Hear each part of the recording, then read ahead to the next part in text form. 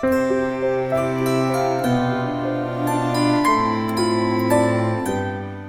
India சுதந்திரம் அடைஞ்ச நாள்ல இருந்து இன்னைக்கு வரைக்கும் பார்த்தோன்னா நம்ம பல வகையில் வளர்ந்துருக்கிறோம். அன்றைக்கு ஒரு 1947 நம்மளுடைய பாப்புலேஷனே ஒரு 35 கோடி தான். 30 கோடி முகமுடையாள்னு பாரதியார் பாட்டை வச்சு பார்த்தீங்கன்னா 30-35 கோடி தான் மக்கள். இன்னைக்கு 145 கோடி இருக்கும். உலகத்தின் முதல் அதிக மக்கள் தொகை கொண்ட நாடாக நம்ம இருக்கோம். அன்னைக்கு நம்முடைய சராசரி ஆயுட்காலம் வெறும் 35 தான். சுதந்திரம் அடையும் போது நம்முடைய சராசரி ஆயுட்காலம் 35 தான். ஆனால் இன்னைக்கு தமிழ்நாட்டில் நம்முடைய சராசரி ஆயுட்காலம் 72 ஈஸியாக எல்லாரும் எட்டிட முடியும். அதுக்கு மேலே 80-85களில் மிகச்சிறப்பாக இருக்கக்கூடிய மனிதர்கள் நிறைய பேரை நம்ம பார்க்க முடியும். நான் 3 நாளைக்கு முன்னாடி என்னுடைய மருத்துவமனையில் பேஷண்ட் பார்க்க உட்கார்ந்துருக்கும் போது ஒரு நண்பர் வந்தார். ரொம்ப ஸ்டைலாக இருந்தார். அவர் பார்த்தோடனே அவர் வயதானவர், ஆனால் பார்க்க இவ்வளோ அழகாக இருக்கிற ஒரு நல்ல blue jean with blue coat போட்டு அப்படி நின்றுட்டு இருந்தப்ப அவர்கிட்ட வந்து உட்கார்ந்தோடனே அவர் என்கிட்ட கேள்வி கேட்டார். என் வயசு என்னன்னு உங்களால் சொல்ல முடியுமா அப்படின்னாரு. சும்மா ஜாலியாக அப்படி கேட்டார். நான் அவருடைய அந்த ஒரு முகத்தில் இருக்கக்கூடிய சிறு சுருக்கமும் அந்த நரையும் வைத்துட்டு கரெக்டாக சொல்லிடணும் அப்படின்ட்டு ஒரு 70 கொட்டி இருப்பீங்க சார், 72 இருக்கலாம்னு நினைக்கிறேன் அப்படின்னு நான் கூடுதலாக சொல்லணும்னு நினச்சிட்டு கேட்டேன். அவர் வந்தார், you are completely wrong doctor, I am 89 அப்படின்னாரு. அரண்டுட்டேன். என்னால் யோசிக்கவே முடியல. 89 வயசுல இவ்வளோ ஸ்மார்ட்டாக, ஒரு ஸ்மைலியாக, இவ்வளோ சந்தோஷமாக அழகாக உட்காந்துட்டு அப்படி கால் மேல் கால் போட்டு ஸ்டைலாக பேசினார்.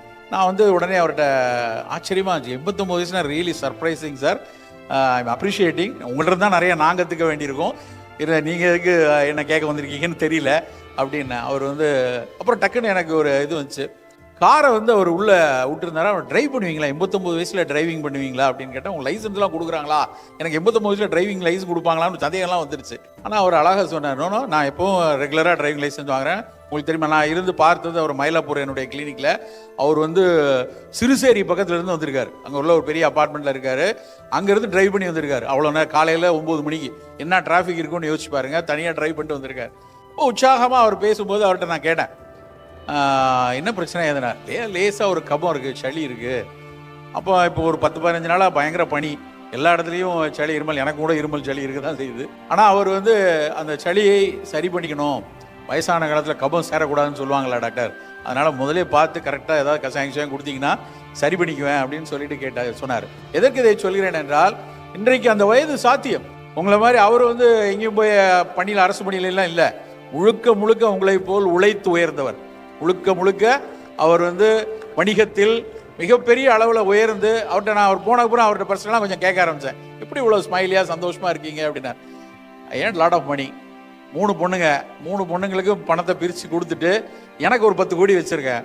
வச்சு நான் என்னோட இதில் போட்டுட்டு தினம் காலையிலேருந்து அவரோட வேலையே அந்த 10 கோடி ரூபாய் பணத்தில் வரக்கூடிய வட்டிகளும், அதில் இருக்க சொத்து, அதில் இருக்க பணத்தை இந்த மாதம் யார் யாருக்கெல்லாம் நாம் அறச்செயல் செய்யலாம், அறப்பணி கொடுக்கலாம், யாருக்கு டொனேட் பண்ணுறது, இதுதான் அவர் திட்டமிடுவாராம். அவர் சொன்ன விஷயம், இந்த மாதத்துக்கு எங்கெல்லாம் பண்ணலாம், எந்த ஸ்கூல் பிள்ளைகளுக்கு இது பண்ணிக்கலாம், என்ன பண்ணலாம், இதெல்லாம் இது மட்டும் தான் நான் யோசிப்பேன், அதை பற்றி கேட்பேன். அப்புறம் வருஷத்துக்கு ஒரு 2 மாதம் ஊராக உலக நாடுகளுக்கெல்லாம் சுற்றிட்டு திரும்ப உட்கார்ந்துருப்பேன். என் ஆரோக்கியத்தை மிகச் சரியாக பார்த்து கொள்வேன். அப்படியான ஒரு மகிழ்ச்சியும் ஒவ்வொரு வார்த்தையிலும் அவருக்கு ஒரு சந்தோஷம் இருக்குன்னா, அதுக்கு அடிப்படை காரணம் அவருடைய உடல் ஆரோக்கியம் தான். அந்த உடல் ஆரோக்கியத்தை அவர் சிறு வயதிலிருந்து அழகாக பேடி கொண்டு வர்றதுனால தான் இன்னைக்கு அப்படியான ஒரு மகிழ்ச்சியை ஒரு தொழில் முனைவோராக நல்ல பொருளாதாரத்தை ஈட்டி அதை அழகாக தன்னுடைய குழந்தைகளுக்கு கொடுத்துட்டு நிறுவனத்தெல்லாம் கம்ப்ளீட்டாக ரைட் ஆஃப் பண்ணிட்டார். அவரோட பிஸ்னஸ் எல்லாம் எக்ஸிட் ஆகி அதை இன்னொரு கம்பெனிக்கு விற்றுட்டு எல்லாம் வெளியே அந்த ஓய்வு காலத்தை அவர் சொல்கிறார், நான் எவ்வளோ நாள் எனக்கு கடவுள் கொடுக்கான்னு தெரியல, இருக்கிற வரைக்கும் சந்தோஷமாக மகிழ்ச்சியாக இருந்து காலத்தை மிக அழகாக கடிக்கணும்னு சொல்லிட்டு அவர் போகிறார். நண்பர்களே, அடிப்படையில் அந்த வாழ்வு தான் நமக்கு வேணும். அப்படியான வாழ்க்கைக்கு தான் நாம் சற்று மெனக்கட வேண்டும். அதற்கான அக்கறைகள் தான் வர வேண்டும். இப்படி ஒரு நபர், ஒரு உதாரணத்தை 2 நாள் முன்னாடி பார்த்த நபரை உங்களிடம் நான் சொல்கிறேன். ஆனால் தமிழ்நாட்டினுடைய நான் திட்டக்குழுவில் இருக்கிறேன். நாங்கள் அடிக்கடி பார்ப்பது புள்ளி விவரங்களை தான். என்னென்ன டேட்டா வருதுன்னு பார்த்து கொண்டிருக்கும் போது வருத்தமான விஷயம் என்ன அப்படின்னா, தொற்று நோய்களினுடைய பிடிகளில் இருந்து நம்ம மிகச்சிறப்பாக வெளியே வந்துட்டோம். ஆனால் தொற்றாத வாழ்வியல் நோய் நம்மை துரத்தி கொண்டே இருக்கிறது. தொற்றாத வாழ்வியல் நோய்னா சர்க்கரை வியாதி, இரத்த கொதிப்பு, மாரடைப்பு, புற்றுநோய்கள். இந்த நோய் கூட்டங்கள் மிகப்பெரிய அளவில் தமிழ்நாட்டிலையும் இந்தியாவிலும் உலகிலும் பெருகி கொண்டே இருக்கிறது. இதெல்லாம் புதிய நோய்கள் கிடையாது, இதெல்லாம் ரொம்ப காலகாலமாக இருந்த விஷயம்தான். ஆனால் அவையெல்லாம் ஒரு காலத்தில் வயோதிகத்தில் மட்டும் இருந்துச்சு. முதுமையில் ஒரு 70 வயசு ஆகும்போது லைட்டாக பிபி கூடும், 60-65 வயதுக்கு மேலே லேசாக சர்க்கரை வரக்கூடிய வாய். அப்படி தான் நாங்கள் 30 வருடத்துக்கு முன்னாடி சித்த மருத்துவ கல்லூரியில் படிக்கும்போது அப்படி தான் படித்தோம். ஆனால் இன்றைக்கு டேட்டா என்ன தெரியுமா? இங்கே நான் பார்க்க ஒரு 500-600 பேர் இருக்கீங்க அப்படின்னா, இந்த 500 பேருக்கு நான் எங்கேயும் பிளட் டெஸ்ட்லாம் பண்ண வேண்டாம், உறுதியாக 150 பேர் காப்பிக்கு சக்கரை வேண்டாம்னு சொல்கிற ஆளாக தான் இருப்பீங்க. என்னால் உறுதியாக சொல்ல முடியும். டயபெட்டிக் 15-20% பாப்புலேஷனில் பெருகி ஓடிக்கொண்டிருக்கிறது. 7 கோடி பேர் உள்ள தமிழ்நாட்டில் 1 கோடி பேர் சர்க்கரை வியாதியோ இல்லை சர்க்கரை வியாதிக்குரிய வாய்ப்புள்ள நபர்களாகவோ, ப்ரீ டயபெட்டிக்னு சொல்லக்கூடிய இம்பேர்டு குளுக்கோஸ் டாலரன்ஸ் இருக்கக்கூடிய நபர்களாகவோ தான் இன்னைக்கு இருக்காங்க. 10% பேர் தான் சர்க்கரையை மிகச்சரியான கட்டுப்பாட்டில் வைத்திருக்காங்க. சர்க்கரையும் இளவயதில் நடக்கக்கூடிய மாரடைப்பும் எதிர்பாராமல் வரக்கூடிய புற்றுநோய்களும் கூடிக்கொண்டே இருக்கிறது.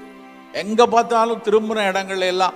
நான் முதலில் பயிற்சி செய்யும் போது 30 வருஷம் முன்னாடி சென்னையில் பயிற்சிக்கு வந்தப்ப ஒரு மாசத்துல ஒருத்தர் அல்லது 2 பேர் புற்றுநோயாளிகளை பார்ப்போம். அவங்க கூட எப்படி வருவாங்கன்னா, அலோபதியில் பார்த்துட்டேன், ஹோமியோபதியில் பார்த்துட்டேன், வெங்கடாச்சலபதியை கூட போய் பார்த்துட்டு வந்துட்டேன், குணமாகலை சார், ஏதாவது நாட்டு வைத்தியத்தில் இருக்கான்னு ஒரு பெரிய ஃபைலை தூக்கிட்டு வருவாங்க. ஆனால் இன்னைக்கு நிலைமை என்ன தெரியுமா? நான் ஒரு நாளைக்கு 50 நோயாளிகளை பார்க்கிறேன். ஒவ்வொரு நாளும் உறுதியாக 5 முதல் 6 நோயாளிகள், புதிய புற்றுநோயாளிகளை பார்க்க. ஒரு நாளைக்கு 5% புற்றுநோயாளிகள் வரக்கூடிய ஒரு மருத்துவராக இருப்பது வேதனையைத்தான் தருகிறது. குழந்தைகளுக்கு வரக்கூடிய புற்றுநோய் AYAன்னு சொல்லுவாங்க, அடலசன் அண்ட் யங் அடல்ட். அந்த 25 40 வயசுக்குள்ள வரக்கூடிய புற்றுநோய்கள் பெருகி கொண்டே இருக்கிறது. சக்கரை வியாதியெல்லாம் நாங்கள் ரிச் மேன் டிசீஸ்னு படித்தோம். பணக்காரனுக்கு தாண்டா வரும், வயிற்று பசியோட வேலை செய்கிறவனுக்குலாம் வரவே வராது. முட்டில் பசி முந்திரி பருப்பை வறுத்து சாப்பிட்றான் பாரு, அவனுக்கு தான் சுகர் வரும். அப்படி நாங்கள் படித்திருக்கிறோம். கிண்டலும் கேலியுமா, பணக்காரருக்கு வர வியாதிடா, நமக்கெல்லாம் வராது, நம்ம ஒருவேளை சாப்பாட்டுக்கு என்ன ஓட்டிகிட்டு இருக்கோம், நமக்கு கிடையாது அப்படின்னு நினைத்து கொண்டிருந்தோம். ஆனால் இன்றைக்கி நிலைமை அப்படி இல்லை. தினம் தினம் அடிப்படை தொழிலாளியாக வேலை செய்து கொண்டிருக்கிற வியர்த்து விறுவிறுக்கிற நபர்கள், விவசாய தொழிலாளிகள், அவங்களுக்கு எல்லாமே சர்க்கரை வியாதி கூடிக்கொண்டே இருக்கு.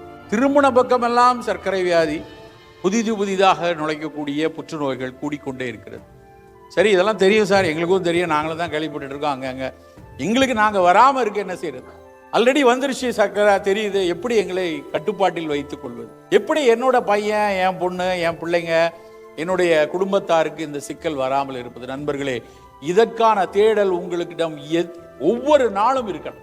இது என்னைக்கோ திடீர்னு நாளைக்கு இப்போ கோவிட் வந்துச்சு, ஒரு வேக்சினை போட்டோம், கம்ப்ளீட்டாக அது போயிடுச்சு, இப்போ பயப்படாமல் இருக்கும். அது மாதிரி ஒரு தடுப்பூசியை வச்சோ, ஒரு தடுப்பு மருந்தை வச்சோ, இல்லை ஒரு பிரபலமான மருந்தை வச்சோ இந்த சர்க்கரையை 100% குணப்படுத்திட முடியாது.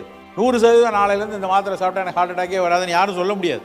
அப்படியானால் தினம் தினம் நாம் நடத்தக்கூடிய அக்கறைகளில் மட்டும்தான், தினம் தினம் நாம் நம்முடைய மெனக்கடல்களில் மட்டும்தான் இந்த நோய் வராமல் நம்மை பாதுகாத்துக் கொள்ள முடியும்.